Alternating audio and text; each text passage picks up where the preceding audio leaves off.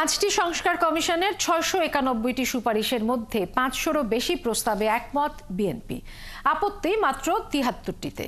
যেমন জ্যেষ্ঠতার ভিত্তিতে নয়, বরং প্রবীণতম ৩ সদস্যের প্যানেল থেকে প্রধান বিচারপতি নিয়োগের সুপারিশ করেছে বিএনপি।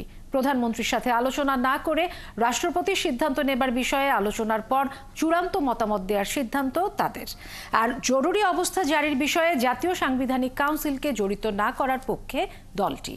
ঐক্যমত্য কমিশনের তৃতীয় দিনের বৈঠক শেষে এই কথা জানায় বিএনপি। আরও জানাচ্ছেন ফরহাদ ইবনে মালিক। পাঁচটি কমিশনের চূড়ান্ত করা সংস্কার প্রস্তাব নিয়ে রাজনৈতিক দলগুলোর সাথে ধারাবাহিক বৈঠকে বসেছে জাতীয় ঐক্যমত্য কমিশন। তৃতীয় দিনের মতো কমিশনের বৈঠক করে বিএনপি।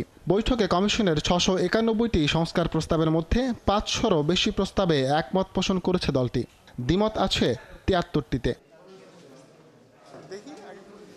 যেমন রাষ্ট্রের সংজ্ঞায় বিচার বিভাগকে যুক্ত করতে আপত্তি জানিয়েছে বিএনপি। এছাড়া জ্যেষ্ঠতার ভিত্তিতে নয়, বরং প্রবীণতম ৩ সদস্যের প্যানেল থেকে যোগ্য একজনকে প্রধান বিচারপতি নিয়োগের পক্ষে দলটি। ওনাদের প্রস্তাব ছিল সিনিয়র মোস্ট যেন পরবর্তী অ্যাপিলেট ডিভিশনের সিনিয়র মোস্ট যেন চিফ জাস্টিস হন।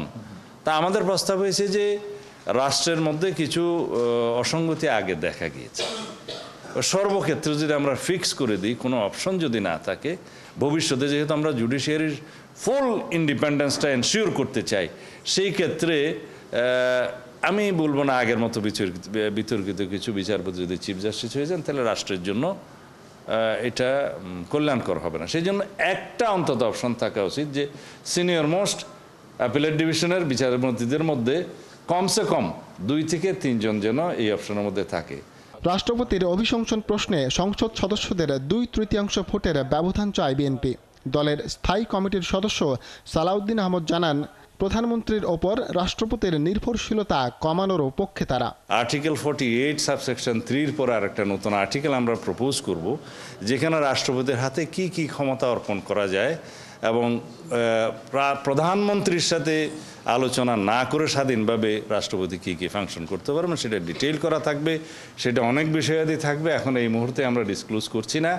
সেটা ওনারা মোটামুটি অ্যাকসেপ্ট করেছেন বলে মনে হয়েছে। জরুরি অবস্থা জারির মতো জাতীয় গুরুত্বপূর্ণ বিষয়ে জাতীয় সাংবিধানিক কাউন্সিলকে জড়াতে চায় না দলটি। জরুরি অবস্থা জারি করবে, সেখানে ন্যাশনাল কনস্টিটিউশন কাউন্সিলের একটা ভূমিকা থাকবে। আমরা বলছি এখানে ন্যাশনাল কনস্টিটিউশন কাউন্সিলের ধারণার সাথে আমরা একমত নই।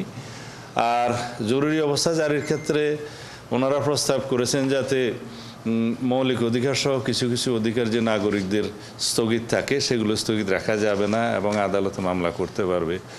কিন্তু আমরা বলেছি যে জরুরি অবস্থা তখন জারি করতে হয়, সেটা সংসদ এবং শাসন বিভাগের এক্সিকিউটিভের একটা ফাংশন থাকে এবং সেখানে কিছু কিছু অধিকার স্থগিত করতে হয়।